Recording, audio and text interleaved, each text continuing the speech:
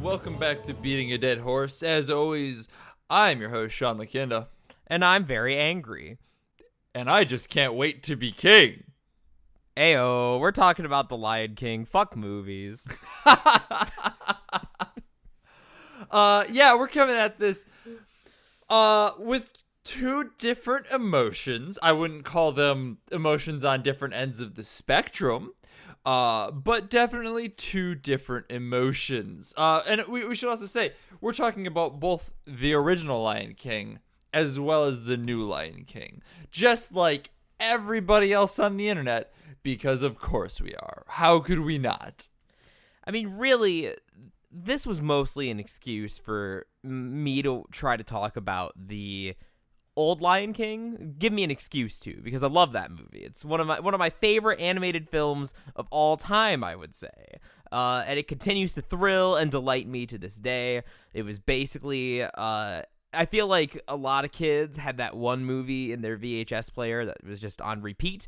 We wore down 2 tapes of The Lion King in my household. Me and my sister are both big fans. Yeah, I fucking love the original Lion King, and I didn't anticipate really having too much to say about the new one. I assumed it'd just be another mediocre Disney film, but I'm here to surpass expectations by saying that we've made Beating a Dead Horse history, and in fact, Jackson Keller's life history, because this is the first movie I've ever walked out of. Be proud, Disney, you've done it. Bravo, everyone. Bravo. We've done it. And in fact, there was like a sleepy old man in the aisle. I had to say excuse me to him like 10 times before he noticed what was going on. I thought he was dead for a second. I thought the movie had killed him. But eventually, the Lion King claims another one. I broke him out of his bored trance. I think I saved a life today by leaving the theater. Yeah, I'm really mad about it. Way more than I expected to be. So fuck.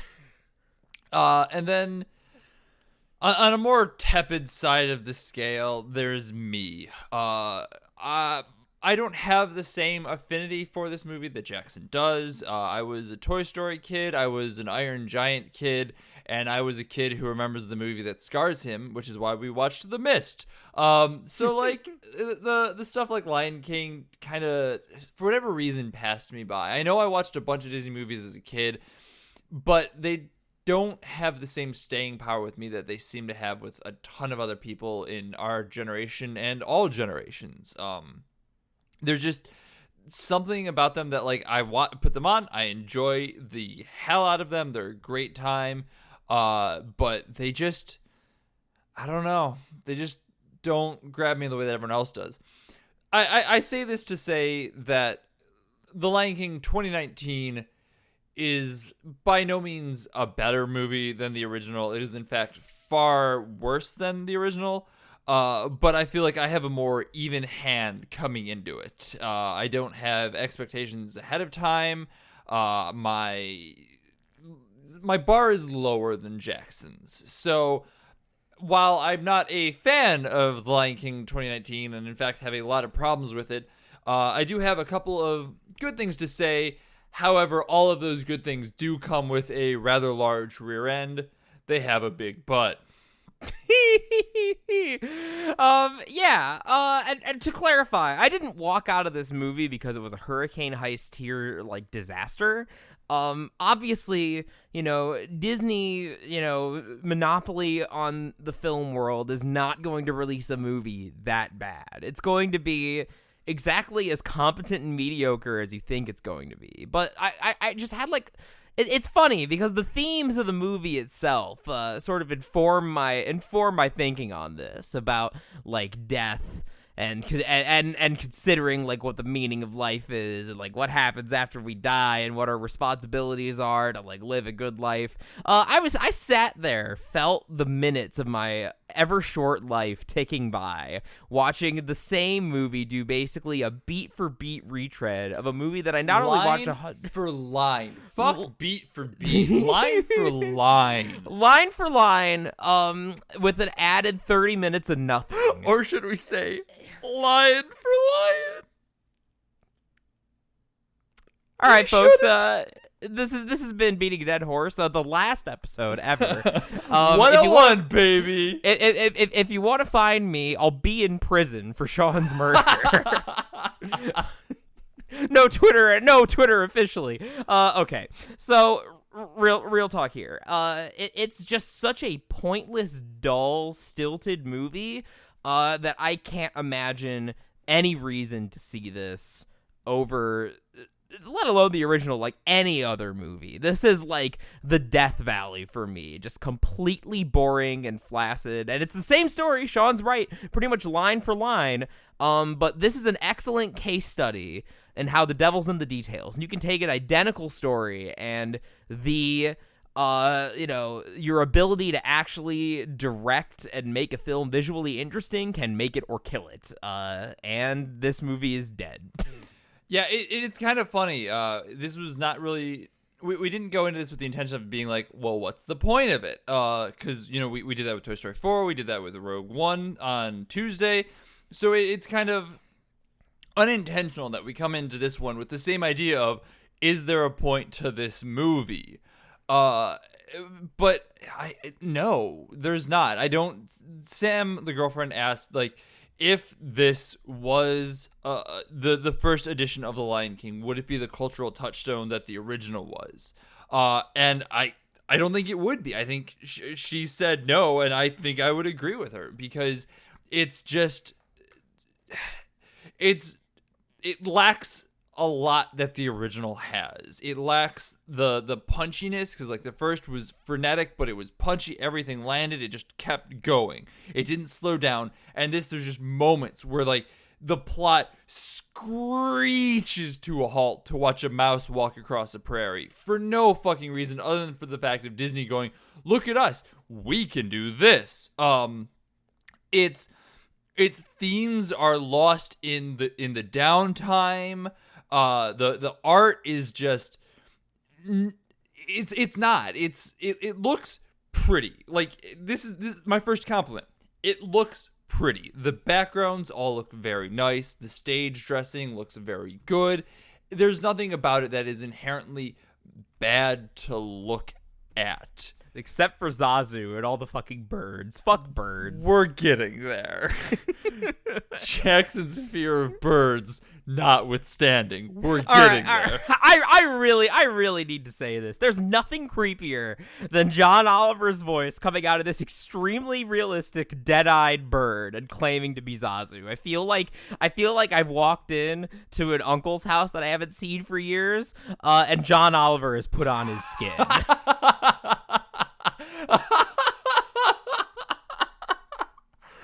Oh, fuck. Yeah, that's not a bad comparison, honestly, and I love John Oliver. So that is like that is a good example of what the butt on what I'm saying is that it does look good. The lions look good as actual fucking lions. This movie all looks very good if it were planet Earth. The problem is that it is not planet Earth. The Lion King is not planet Earth. So, like, the visuals are just super incongruous with the voices coming out of them. Like, they're trying to present emotion and identity and everything in the voice. But what we're looking at is the face of nothing. Just hard nothing. I have two separate comments about this issue. The first, another comparison that I would use is that those like fan-made videos of someone taking like an N64 game and trying to like remake it in Unreal Engine 4 or whatever, and it's always this like stilted, like dull, realistic looking like Mario 64 or Ocarina of Time or whatever. It looks impressive, just lacking heart. It doesn't have any like sense of character or direction, and the whole effect is very strange, and that's the Lion King is basically the movie version of that. What I want to say about the voices, that we had some disagreement about this, although I'd be curious not to watch it again. I didn't even finish the movie the first time. I'm never gonna waste another second on this.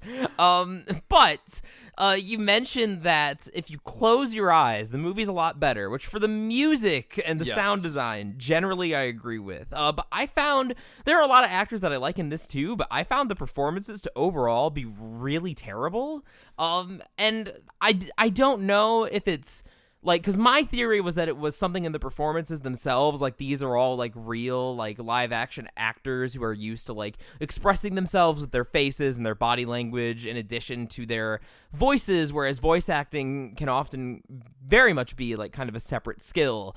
So I kind of chalked it up to that, in addition to the fact that everyone looked so stilted and had no emotion in their dead animal faces. But my counterpoint to that is that it is the dead animal faces, I think, that does drag down their performances.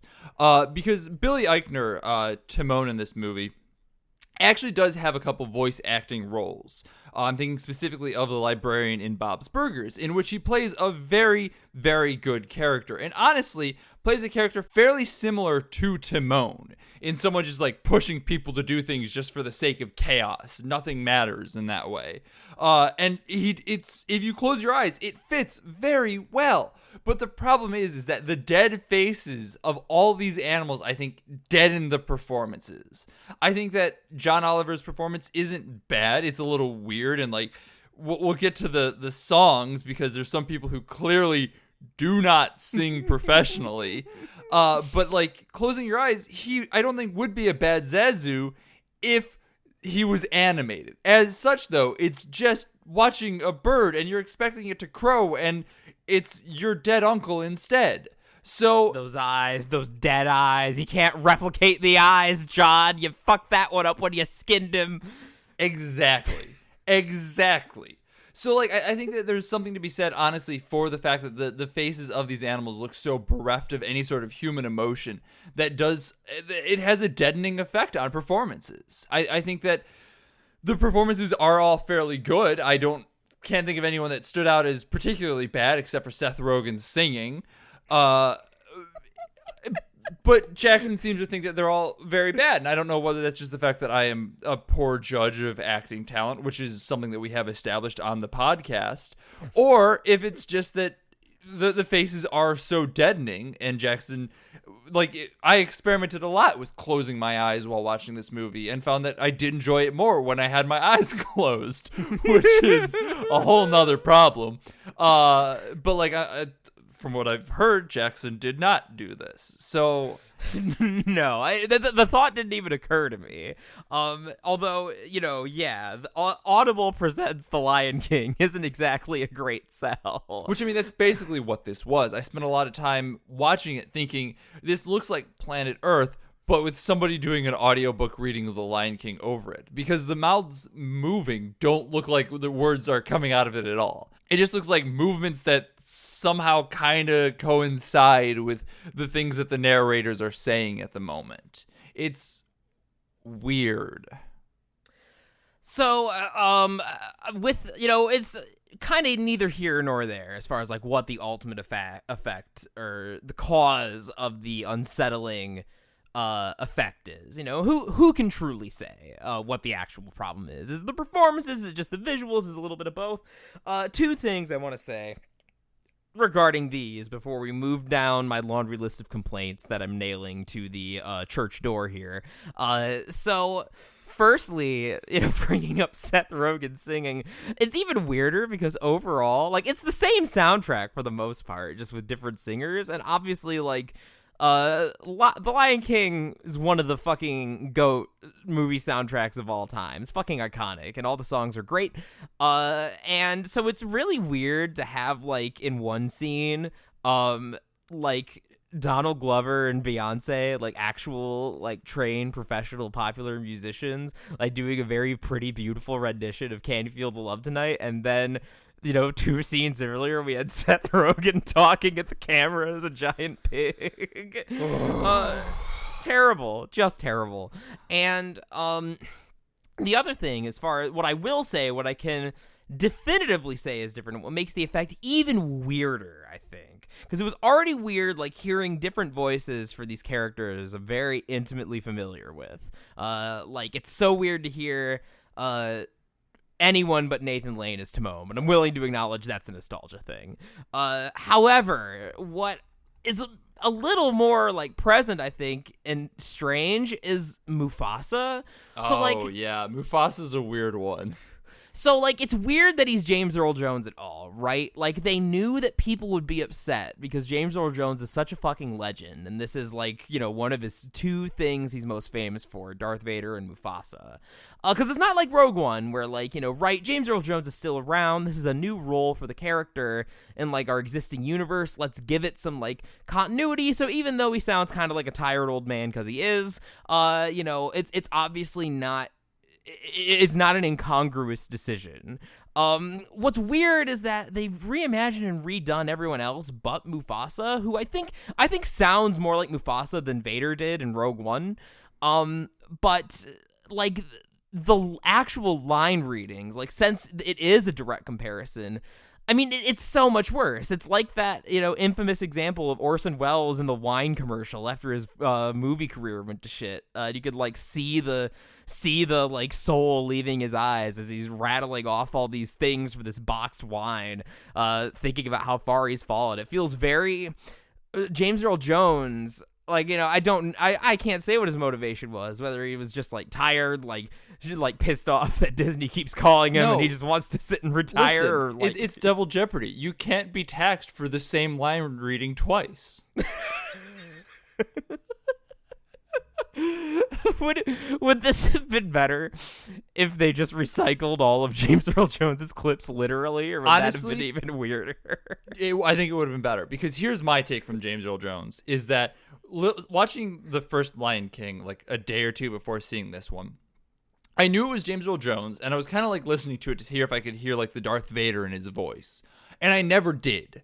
In this, there were a number of lines where I kept waiting for him to say, "I have altered the deal. Pray I do not alter it further." And that was a terrible Darth Vader. I know, I don't need to be told. But there were moments where I heard Darth Vader in Mufasa's voice, and that was when it felt the weirdest to me. So like Mufasa, oh God, like do we even need a spoiler tag on this one? I mean, let's call it a spoiler tag, but if you've seen The Lion King, you've seen The Lion King. I mean, even the kids in the audience, like I was interested to see how that would play out, because all right, fine, officially spoilers. When Mufasa died, I was interested to be in the theater. I was interested to be in the theater, surrounded and seeing how kids would react. They would all be crying and stuff, but a lot of them were like, "Oh, this is when he dies, isn't it?" So, like, clearly the kids have already seen it even. So that's not even a good excuse. Like, introducing a new generation. They've already watched it. I was in a crowded theater. It was about, I wouldn't say crowded, but it was about half full, probably 25 out of, like, the 50 seats that were full. It was a wide variety of kids, people our age, people older, all that stuff. I heard one group laugh once. That was the entirety of the emotion I got out of that screening. Oof. Big oof. Yeah. I had one poor sap try to clap after the Circle of Life opening, and when he realized no one else was doing it, he gave like one clap and stopped. Oh, poor dude. Big yikes. So with Mufasa's death, right? Like that is it's something that I had taken for granted so long, like so many memes. Like it's such a famous scene of like the wildebeest and Scar like tossing him to the tossing him by putting his claws on his paws as he struggles to get up, and long live the king, yada yada yada. It's so emotional. And like it's so here's secret number one about why the Lion King original is so great. It is a much heavier film when you watch it again, or even just take a second to think about what it's actually about and what the themes are. And like, so Mufasa's death, not only is the scene super fucking sad, like enough to get me even today because of like how drawn out it is and for how long Simba just kind of sits there and like tugs at his ear and like curls under his like limp paw and like gets him to move and starts like takes him a while to start crying. Like, oh god, this shit's so hard to watch. But the other thing, the reason that it's sad is that like James Earl Jones's Mufasa in the original was such a good, like his voice was very different from his Vader voice. And I think this is something that like I think is bothering you about the performance. Like if I had to say that I make and maybe something that keeps that scene from being as emotional as it is that like his Mufasa is very warm. Like it's, obviously he's got a very deep voice, very commanding, but like it's a very father Mufasa. And not in the daddy way, in the father way. Very distinct differences. Like I like the line reading I think that gets me the most is when like he's kind of scolding Simba and like there's a genuine kind of vulnerability in his voice, and like when they kind of start playing around again and he says like nobody messes with your dad. There's so much, like it's such a good voice performance in the original. There's so much life in that scene and it covers a lot of range of subtle emotions. Like James Earl Jones, he's kind of like written off as like a meme voice because he voices two big meme characters, but he really is a talented actor in his own right, and I think that his original performance of Mufasa is like iconic and loved for a reason. And then you come here and it's just flat and boring and he sounds like Darth Vader, and so you lose that fatherly aspect. I want to just jump off really quick when you were talking about like the father relationship and just kind of it being sweet and nice, and talk about the 2019 one a little bit. Mostly in that like there were a couple of moments where I did kind of catch myself being like, "Aw, it's so cute," as like, the lions like cuddled into each other and stuff like that. And then I realized that like it wasn't me reacting to the story. It wasn't me reacting to the moment. It was me looking at two cute lions batting at each other like they would in the zoo. Like there was still some of that element of, "Aw, it's cute," that Disney is trying to get, but it's for the wrong reason. And I think part of the reason that this movie is getting so much flack is because viewers recognize that, whether they know it or not. I think it's one of those things where it's so clearly the animals tugging at your heartstrings rather than the story. Like the original, it's way harder to get animals cuddling into each other to be cute from an animated perspective because our brains know that they are inherently not real. So when you have story beats behind it that make it feel real, that's how you know that the emotion that you're feeling for the scene is genuine. Whereas in this one, it's so much easier. It's the same reason they kill dogs in movies and kids, because you have just it's such an easy shorthand.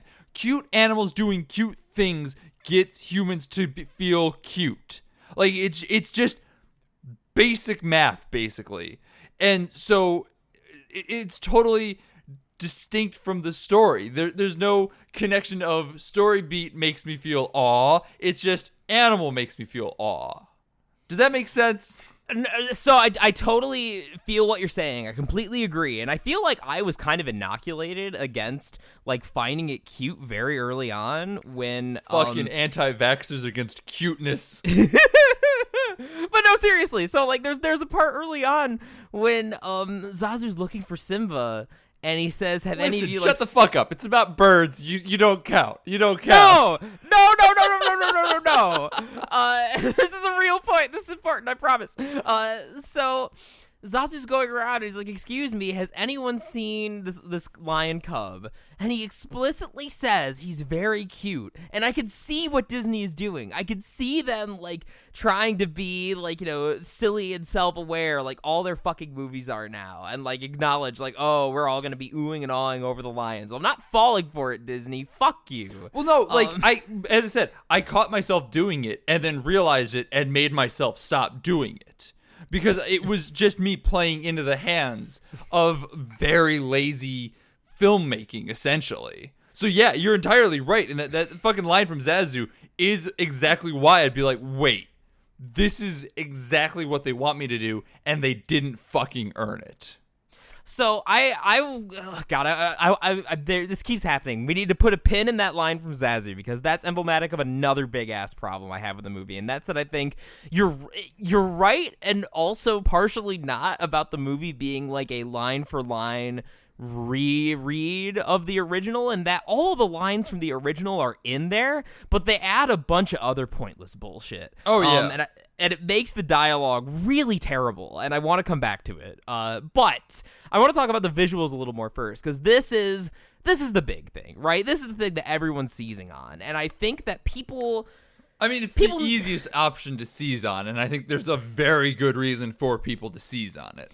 And especially because it's not like The Lion King was just some dumb old cartoon. I mean, they re-released that movie in 3D in like 2011, and let me tell you, that shit was a fucking cinematic experience. I fucking had my like jaw on the floor. The colors in the movie are beautiful. Like the way that the animals act, you can like see them talk about it in interviews, but like they knew the exact balance to strike between having them act like animals and actually replicating how real lions move and like interact with each other for that like verisimilitude, but then like when they needed to, they weren't afraid to get cartoony and like let the characters be more expressive and have kind of not, more human looking emotions. And that was kind of the secret sauce of the movie. It still was very clearly, very carefully researched, but they took enough artistic liberties to make something stylized. And so, here's why remaking The Lion King, we're talking about why the movie exists, coming back to, I don't want to belabor this point too much because I've talked about it a bunch already, is that, when Disney started doing these live-action remakes with, like, Maleficent in particular, also Cinderella, I never saw that movie, but from what I can tell, those movies... they were actual retellings that they were trying to recontextualize some things for a modern era. Maleficent more so than Cinderella, but even Cinderella was kind of like a more modern reconsideration, and Maleficent is obviously like a completely new POV. Quick aside. Yeah. Did you get the trailer for Maleficent 2 before Lion King? No, okay. I did not. The first one I thought was interesting. I wasn't a huge fan of it, but Sam really liked it. And I was watching the second one. I'm like, this looks really, really bad, but I don't want to be the one to say it because I think Sam, enjoyed the first one. It said it was interesting, but it wasn't for me. And at the end of it, she's like, that looks really dumb. I'm like, okay, thank God. Validation. No, so like those movies have a reason to exist. But starting with Beauty and the Beast, they realized that they didn't even have to put in the creative energy of reinterpreting things, and they could just do things in live action. And so... kind of the weird outlier is Jungle Book, in that like that's obviously where like this idea to do Lion King came from, right? Like, so you have a live action Jungle Book where the kind of the hook is that you have a real kid interacting with these realistic but still CG animals, and that's a reason enough. I think that's an interesting enough like filmmaking take. And I suppose, in theory, you could say the same about The Lion King, but the problem is, if you're going to do a straight adaptation, so much of, like, the iconic scenes and characters and moments from the original are so cartoony that you cannot translate them without heavy adaptation, which they did not bother to do. And that's where the fact that, like, they're so focused on making it look like a nature documentary that all of the energy in the scenes is just zapped. Pretty much any scene. The definition of they didn't think they saw that they could, they didn't think if they should. No, exactly. And so like every scene of like it basically any like iconic shot or image or piece of great animation that you can imagine is now basically just lions walking. Like everyone's just walking everywhere and singing. The musical numbers, it's most obvious there, where like you can just see, whereas before in the Just Can't Wait to Be King sequence, really, great visually in terms of having wacky colors and all sorts of like trippy, like kind of playing with reality sort of things, and that like it's not entirely clear how much we're supposed to like take at face value. There's nothing else like it in the movie, and that's why it's so memorable on top of just being a bop. So in this movie, the song is still good, but the visuals are just the lions running around and Zazu just, being a creepy bird. They don't look bad. Once again, it goes back to that thing where I was saying, like, they don't look bad from like planet Earth standpoint. They're just boring. they're terrible from a musical standpoint, especially because like I can think about like, you know, the music starts up, Zazu's kind of scolding him, and then Simba pounces with the drop, like, you know, when he starts singing, he starts like creeping up and doing his cute little animation to the beat. It's fucking great. Clearly a lot of thought was put into that, whereas now they just sort of run around and duck under some elephant legs. No bouncing, no fun. No fun allowed here. Realism only. Final destination. We're just gonna bounce around all the time because I want to, if you're okay with it, bounce back to Mufasa's death for a second. Yes, that's fine. I mean, that basically, like, that's my point. And that in striving for realism, they have completely neutered what makes the movie fun and stylish. That's also super apparent in Mufasa's death. Because it like, ignoring the fact that it strips away Scar as this super over the top just maniac that was fun to watch and fun to, you know, root for as a villain. Mufasa's death is so lame. Like when he falls, and this is something that was just bothering me. It doesn't really matter, but there's no way Simba could see Mufasa falling. Like, he lost sight of Mufasa. That was the whole point. And like in the original, they didn't really make a point to show where Simba was in relation to everything. But in this one, like, there's clearly Simba trying to like crane his neck to see what happened to his dad and see where he's at and everything like that. And like they made a very big point to show that there was a rock in the way so that he can't see Scar and Mufasa, and like even falling off of that, like we don't get a shot of Mufasa falling with Simba watching. So I don't think that it doesn't fucking matter. It's just me nitpicking because it bothered me from. I think it matters a lot. I think it's really emblematic of the movie's whole approach of like realism, even when it doesn't suit the story or the feelings being shown. Because like here's another thing, a small thing about that scene that bothered me in addition to everything that you were saying, because I'm wondering if like they were thinking like, oh, like how come Simba didn't see Scar toss Mufasa, the original ding, CinemaSins, yuck whatever. I'm wondering if this is a response to that or just like dedication to realism and worrying too much about the logistics because it's not animated and they can't. Well, it is animated, but like they're trying to ignore the fact that it's animated. It's not conventionally animated, right? They can't cheat as much, or supposedly. So, the thing that I think was really lame about that scene in terms of sacrificing realism. So, like thinking about Mufasa's death, super iconic. How like Scar like. He's like, Scar, help me, brother! And he, like, puts his paws and he, like, digs his claws into him and, does his little meme and then, like, tosses him off the ledge. And that's super fucking cool and iconic. Now, obviously, in real life, a lion would not be able to toss another lion like that. Whoa. Big if true. So... Are you telling me that Disney lied to me? Yes. You've been lied to your whole life. Hi, Jeremy Sean. from CinemaSins. Yeah, we got a big one. It's time. So, how do they frame it in this one? It says like that would be too silly or whatever. They still have Scar like dig his claws in, and then he like goes away and bats Mufasa in the face, which I guess is more realistic, but it looks silly. It looks like cats playing. Yeah, and it's not nearly as cool of a shot. And then it immediately cuts to Simba with the worst no since the end of Revenge of the Sith. It is awful. I laughed at it the first time, and then they show it again later, and I laughed at it harder the second time. I didn't even know they showed it again later. Yeah, they showed it out before then. They showed it a second time with like even less context, and it's even funnier because it's just Simba screaming in like this really like lamely framed shot where he's just dead center of the camera with like walls on either side, so you don't have to worry about anything over there. It's just a gray ass wall with a gray ass lion in the middle of it going no. It's so bad. There's nothing about that shot that redeems it. Like the original, it felt distinct. That scene is important. The Simba's no was a big deal, and like it was visually interesting. Like I can picture it in my mind's eye. And this is just a fucking wall of orange.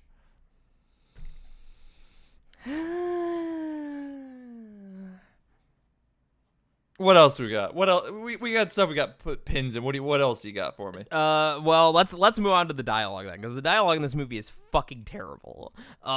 And mostly this is a good case study. Like if you're an aspiring writer, I think going between and watching these two movies, great example of how to and how not to do dialogue. So the scene that made me the most mad was during or after the Hakuna Matata sequence. It was after, because Simba's an adult at this point. Yep. So this movie has a nasty habit of taking something that was implied or clear or visually conveyed in the original version and just turning to the camera and saying it. So earlier in the movie, there's a big to-do about Simba, trying to be brave. And, follow in his father's footsteps, which obviously is a big part of the original movie, too. The difference is, of course, execution, because in the original movie, like, Simba has one line, and Nala has one line, where, like, Simba says to his dad straight up, and it's very much the thing a kid would say, where he just sounds disappointed, and, like, he's trying to learn his place in the world and grow up, and he says, like, I just wanted to be brave, but like you, when I did something important. But here in this movie, like, every single line of dialogue, every scene ends with someone saying, oh, Simba, don't try to go being brave now. Oh, no, you're trying to be brave again. Like, they just keep hammering it in, and it's like, we get it. Like, that's why the shot of Simba, like, with his paw encased in Mufasa's footsteps, that's why it's so effective, because you don't even need that dialogue. That's conveyed all in one shot, and that, like, him acting out and doing all this shit is a result of, like, him, trying to figure out his place and emulate his daddy. And I think one of the reasons in this particular case they emphasized this so much was to try and make Simba seem like less of a brat, which I think is a big mistake, because him being a brat and, like, kind of shirking responsibility is the entire fucking point of the movie. Fuck. All right, I'm already getting mad. So speaking of the point of the movie, we're gonna fucking AVPR this shit, baby. No, well, because this makes me so mad at all. Because, like, Lion King. Let me talk about the original Lion King for a minute, because I said that it's like really we haven't heavy done that yet. That's a good idea. We should definitely talk about the original. We definitely should. Because in the original Lion King, that's a movie, like, thematically with some real heavy themes, dressed up in, fun, zany cartoon animals and singing. Like, it is a movie about, like, finding your purpose in life, dealing with guilt, like, grief and survivor's guilt, finding, like, a reason to live and, like, not shirking responsibility, like, in the face of, like, great tragedy, dealing with the people who you love not being there for you, and, like, living on their, like, legacy or whatever. Some heavy shit. And the original movie does it really, really well in not many words. Movies, again, somehow they added a whole half hour to this fucking movie, and accomplished nothing that the original didn't in an hour and a half. And the difference is immediately noticeable.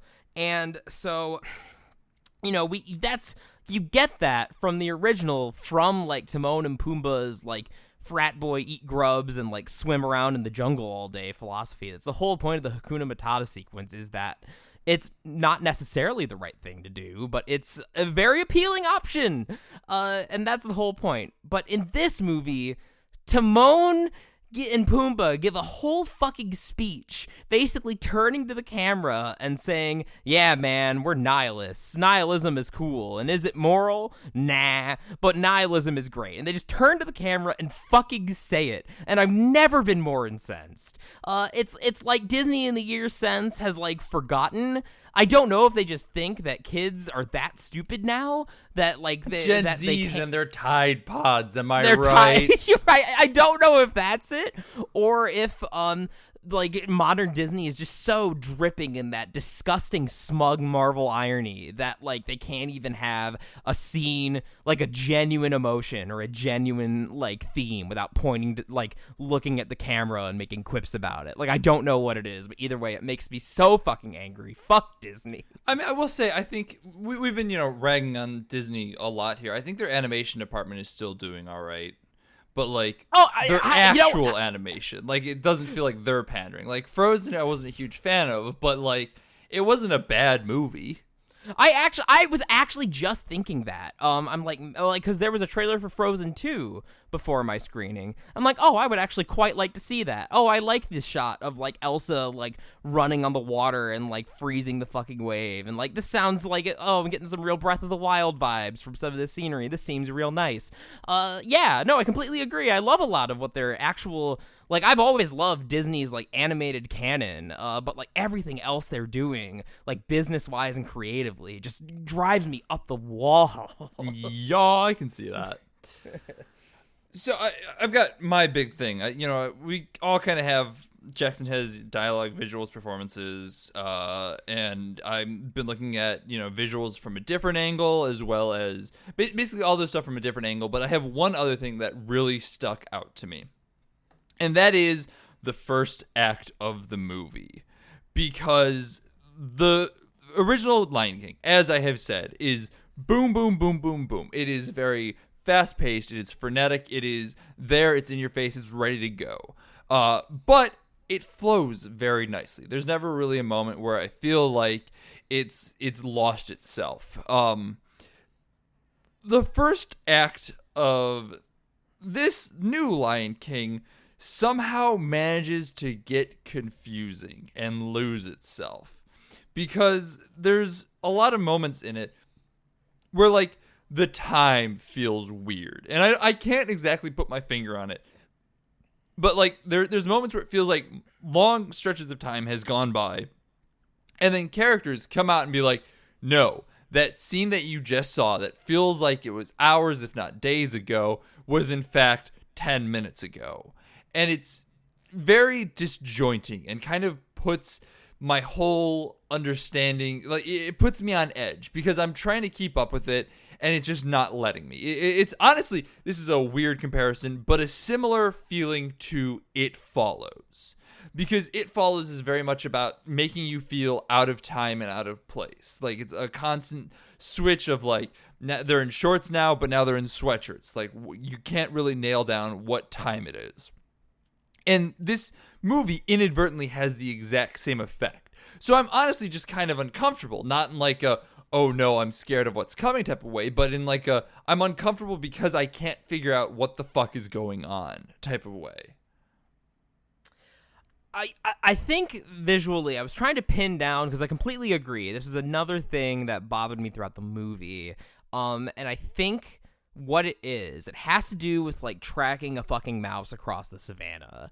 And it's that in this version. Oh god, you're right. Those are like fucking shots to establish time has passed. Yeah, and like, so we will follow. It's especially prevalent like after Simba goes on patrol with Mufasa and then like talks to Nala and does all that shit, which is like, if you think about it, like yeah, it probably did take place over the course of like one day in the original, but it feels like there's a bit of a bigger scope because like we don't, the movie's not afraid to cut and not show us the characters traveling from one place to another when we don't need to. So like in that, there's that scene where Scar is like kind of planting the idea in Simba's head to go run off to the elephant graveyard, and the original is just like a hard cut, like, you know, Scar is just lounging around in the cave and Simba's around to be a little shit and brag about it, he's gonna be king. We don't see Simba like go from where his dad was to follow into into Scar's like cave. And the other thing too, I think specifically with the first act, is that they specifically say in the dialogue, they must have been aware that this was a problem, because Simba even tells his mom in that scene, like, hey, dad chased off the hyenas, which they didn't say in the original because we didn't worry about that. Whereas like here, because time, it's so weirdly obsessed with time. Yeah, like time is so clearly not passed that like they have to mention that. Like, oh yeah, Dad chased away the hyenas. And honestly, had they not even mentioned time, it wouldn't have been an issue anyway. Like, it doesn't need to be on the same day. We could have just extrapolated from there, but the fact that they have shots that are indicating that are like built in to show that time is passing, like the mouse traveling across the savannah, something that feels like in other movies is an indication that like time is passing. This is a slow shot, just kind of establishing things, and then cuts to this happened today. Do you understand? Is so jarring. I think that like had they gone one or the other, it would have been fine. But the fact that there's both is where the fight comes at each other. I don't know why this reminded me, but I have another hella nitpick that makes me really, really mad. Fucking drop it on us. Let's get that CinemaSin ding noise going. We're getting them dinging. Although I'd say this is above CinemaSins at least. Although I may be looking at them from a glass bottom boat. So early on, there's that scene of Rafiki at his tree. And in the original movie, it's like after the presentation of Simba, the birth ceremony or whatever, and Rafiki's going and he's drawing, that famous image of, cub Simba on the tree that he adds the mane to later. And like I like that scene. That's got some nice world building makes it sound like more than it is, but it is world building of like, this, almost religious ceremony of like Rafiki being like the. I was gonna say we established like Rafiki's role within the kingdom. We established where he lives. We established a lot of things in that scene. It's 100% world building. You're right. And it's just a nice little detail that like that him drawing Simba on the tree is like him kind of like keeping the history of the Pride Lands and like the birth of a new king, that sort of thing. Like it's just a nice little touch. And so it made me irrationally angry that in this version for some reason they decided to make it a bunch of fucking grubs gathering around the tree and him blowing ashes in it to make Simba's face. It's so weird that Rafiki is an insectomancer in this one.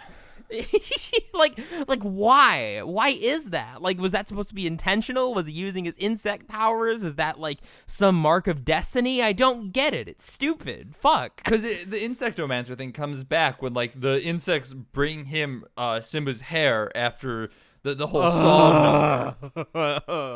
And actually, on the topic of insects and bringing Simba's hair to him, I kind of want to talk about the other visual element of this that just kind of sucks. Which is to say, there's 30 more minutes of it, and it is literally just Disney waffling around saying, look at our technology, look at how good we can make CG look.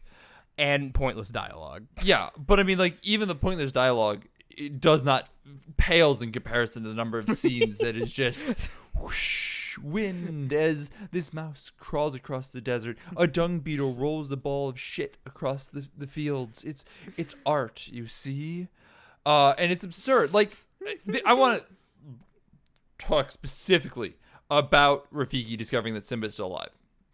In the original, Rafiki gets like the wind blows and Rafiki's like, Simba! And then he knows he's alive. In this, the wind, like the whole thing happens and then a bit of Simba's hair, I was in the bathroom, I don't know how it came off. So I missed the very beginning of this, but I did see the wind pick up Simba's hair and then blow it away.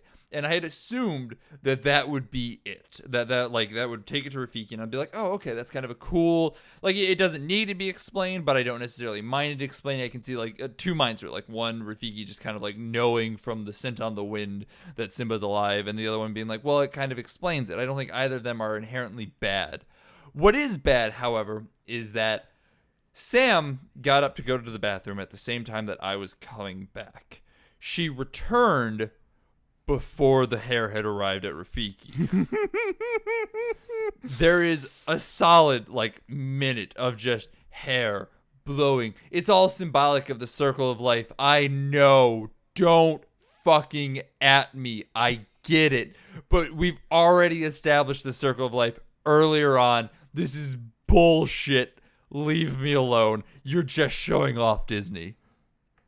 And I feel like having it caught up in the dung beetle, like that cut between the giraffe eating it and the dung beetle pushing it around. I feel like that's to include more poop jokes for the kiddies, because they feel like the movie would be too boring because it's live action. I don't know, but I feel like that's part of it as well. I mean, I think it plays into it because, like he said, like, oh, you know, we're eaten and consumed and like we die and I mean, yes, I know, but the original movie didn't feel the need to show the dung beetle pushing around their lion bodies out in shit. No, I know. I'm just, you know, if we don't say it, someone might. All right. Don't at me. I will say also that when the fucking giraffe ate the hair, I'm like, oh, I guess that's it. Yeah, that almost would have been a good fake out. Like if they were planning to do something. Like that's what I thought at first. I'm like, oh, are they planning to like, you know, change up the structure of the movie a little bit finally? Like, is that what's happening? Nah, cue dung beetle. Yeah, no, I'm like, oh, hey, the giraffe ate it. I guess that's where this ends. We'll see what happens from here. And then no, there's like 30 more seconds of just nothing. And that's kind of what this movie is, isn't it? Just kind of nothing. Literally, seeing the lions with their voices dubbed in felt like watching Tommy Wiseau's lines get dubbed in The Room.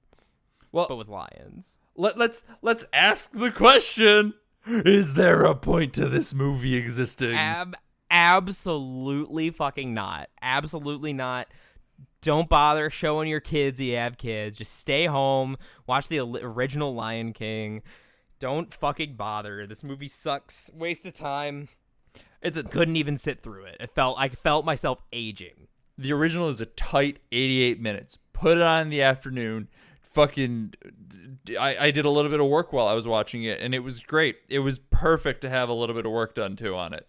Like it's a great movie to have on in the background. It's a great movie in general.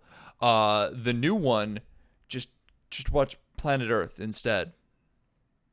You'll be better off for it. The songs, honestly, if you want to hear them redone by people, some of them aren't bad. I could see going buy the soundtrack. Yeah, go on Spotify, listen to the soundtrack, buy the soundtrack, whatever. It's not terrible. Skip anything that has Seth Rogen singing in it, and like John Oliver's not much better, but like he's just in I Just Can't Wait to Be King, and that's pretty much all speaking roles, so it's not terrible. I don't know. We got anything else? No. We talked about nothing for like 50 minutes for this nothing of a movie, so I guess it's appropriate. Our fucking symbolism returns. It's what we do. There's more artistic merit in our ranting about The Lion King than in the Lion King film. I do genuinely think that, like, if someone came to this, there is some educational value you could get out of what we were saying. Because, like, there is something that you can learn from how film is structured and made and, like, why you would prefer the original over this one. I genuinely believe that. And I don't know what you could get out of this over the original Lion King. Don't come to us for any sort of education. We barely know what we're talking about, all right? Sorry, college kids. Looks like your money, your credits that you paid for when I was your English teacher, all for naught. But you already knew that. Oh, God. I've been Sean McKinney. You can find me on Twitter at Sean_McKinda. You can find me on Twitch over at twitch.tv/helpless_skippy. And you can find my writing over on 25yearslatersite.com. Go read my stuff. I post all the time. I stream all the time as well. If you want to come hang out while I play Persona 4 and talk to me about kanji and the bathhouse and stuff like that. Because I feel like I'm going to be itching to have a conversation with people about that soon. And I'm Jackson Keller. I'm probably going to go to jail soon for Sean's inevitable demise. But until then, you can find me over at twitch.tv/JacksonJKeller, where I've been playing Smash Mario Maker, and also on Sean's channel while he's still alive over at helpless_Skippy, and at my Fred Cotter's channel at Genghis_Con_. Sean, I'm coming for you for that pun. Yeah, I know. If you want to get in contact with the podcast, you can do so by tweeting at us at BaDH_cast on Twitter. We post updates that you know when things go out, like if we suddenly release the 100th episode on a Tuesday instead of a Thursday because we want to talk about the Lion Kings. It's a good place to find out. It's also a great place to find out when we release new episodes for our patrons, which, if you want to get in contact with another way, you can go over to patreon.com/BADHcast, no_, because my consistency is terra-fucking-bell. It's a great way to do that. You get access to our Discord, which is for patrons only. Come yell at us directly. You can add us specifically on there very easily. It's $1 a month. That's nothing.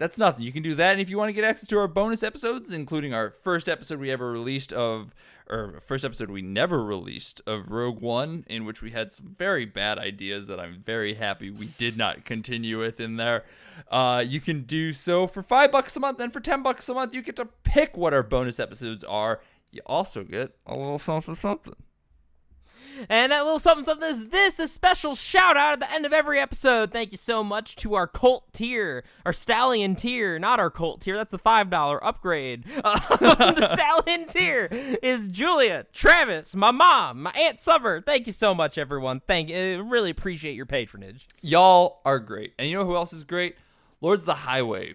They let us use their song Suicide Altar to take off the album High Octane Low Expectations. They're a great band. They're on Spotify, all those other places. Go check them out. I almost tripped myself up there because I changed how I introduced that, and like my brain was just like, no, you got to go this way. It doesn't work the other way. I got something out. I don't know what it was.